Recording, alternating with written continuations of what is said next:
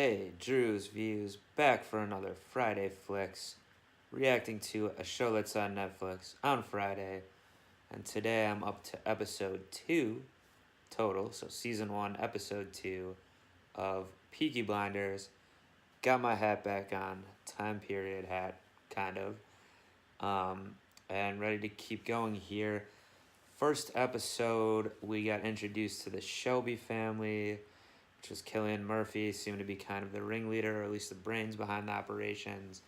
But technically his older brother was kind of in charge of it, the Peaky Blinders being the gang. He also had a younger brother, I think, that was involved, and a sister, and I think their mom, but I'm not entirely certain, or another family member, I'm not sure. But the gang really seems to be a family affair. They're running numbers, bookmaking, stuff like that. There's a whole thing with a horse trick. But then Tommy actually came across a crate of guns that I think were supposed to be meant for the IRA or something like that. And so he's trying to move up in the world with these guns. Now, there's a couple different factions here. So the Peaky Blinders are a gang. There's these communists. One of his former World War I mates, comrades, is a communist comrade now, stirring up that movement around. And then Tommy's sister is actually then secretly dating him. And then one of the other groups, though we didn't really see them, is the IRA. And then we have an Irish or Northern Irish cop coming in who's Sam Neill. He's a tough customer. He's trying to get those guns back. He's talking with Winston Churchill, so there's historical figures in this.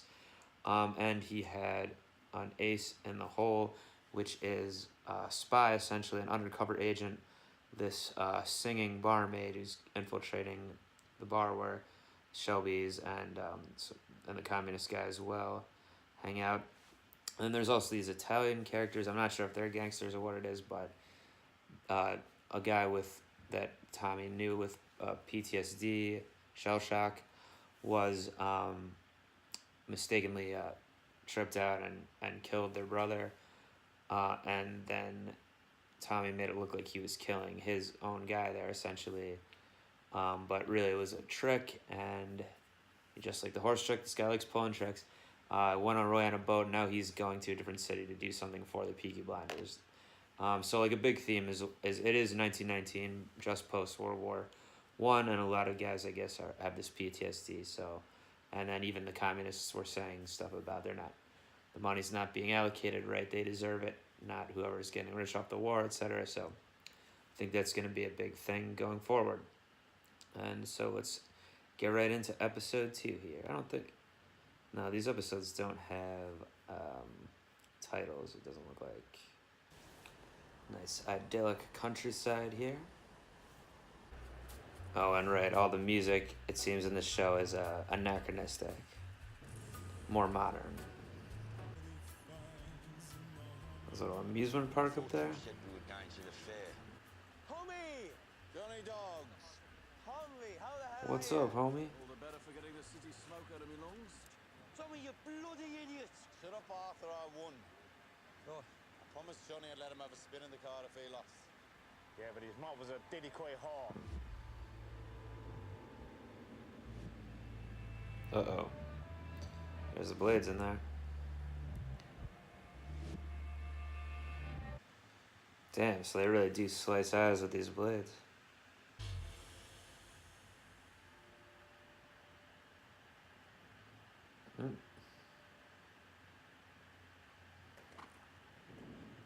Big old police horse. Doing a raid. Oh, is the sister? It was them, they wouldn't knock. What is it? The police are rounding up the police. You have to jump, Peter. I'll catch you. Come on.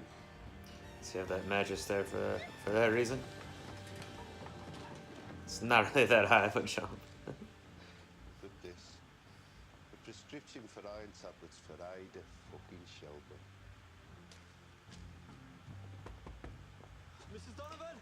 Even behind the evidence. I'm in and be quick. I'm not coming in. She is. What are you going to do, Freddie? Hey, I'm gonna have to leave town for a bit.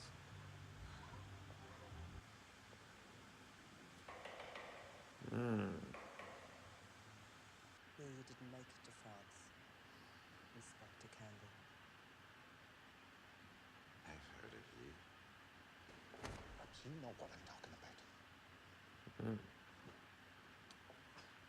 Sorry. Misunderstood your intention when you pushed me against the wall.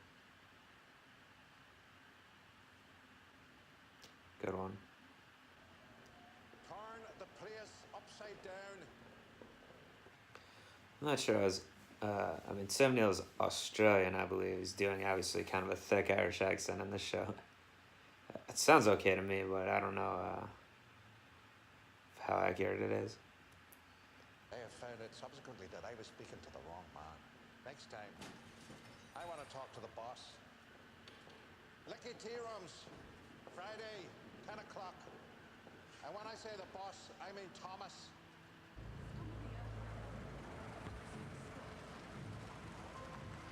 Couch is seeing better days. They said the Peaky Blinders had cleared out to the fair to let them do it. Make sure people think we were in on it. Smart as copper. They show people you're still the cocks to the walk. And ask some cash to the landlords of the pubs. Pay some veterans to fix the places up. You tried to find our lady. She was sleeping. Where was she sleeping, Bob? With who? Thought you didn't care for women's business. Will you talk to him? You don't parley when you're on the back foot. We'll strike a blow back first. Smart. They're just burning pictures of the king.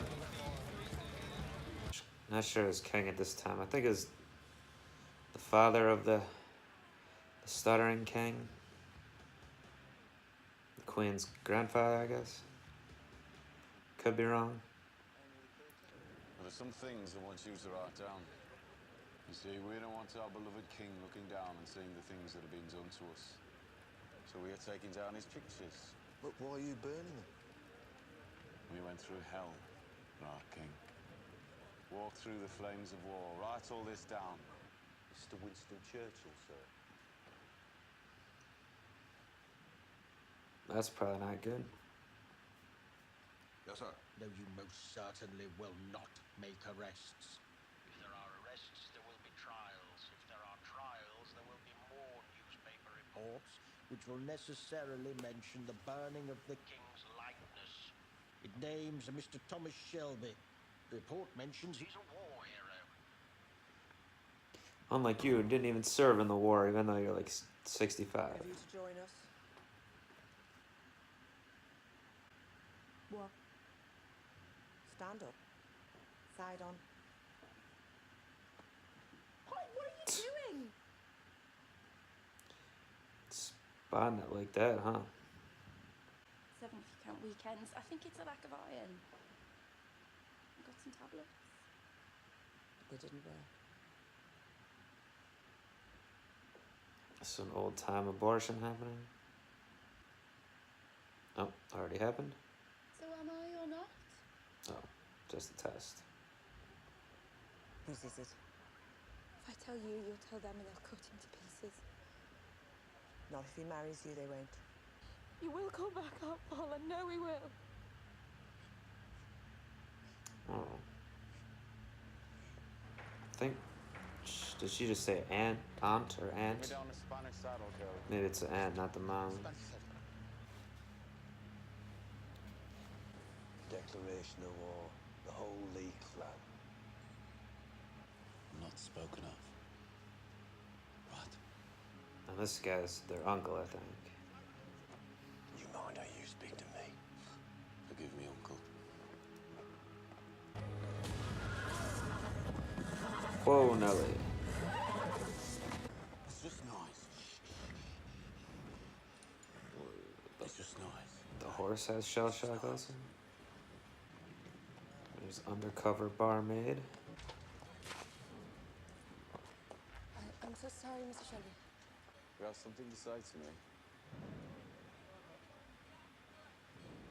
The other night she came into the pub when I was singing. She said singing wasn't allowed.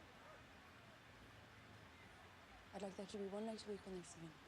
Harry was too afraid to ask you, so... But you're not. I am. But I love to sing. You sound like one of those rich girls who comes over from Dublin for the races. Do you like horses? How'd you fancy earning some extra money? Want to take you to the races?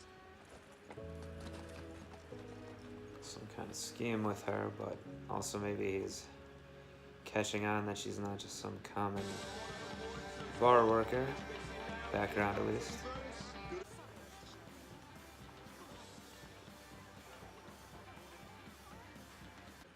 And Paul wants to see you. Yeah. And presumably news about the sister. Tell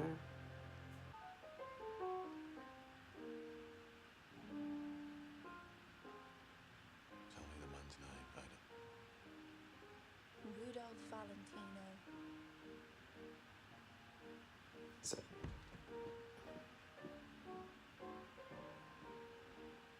was gonna say, is that one of the actors in this movie or something? Get out. All of you. Go on, now. I said, tell me his fucking name. Oh, maybe it was. Freddie fucking Thorne. Yeah, your best mate since school, the man who saved your life in France. So go on, cut him. Cut him up and chuck him in the cut. Oi, I'm a Shelby too, you know. Put my fucking film back on. Pretty baller to just have the theater do whatever you want. 1920s version of a private screening.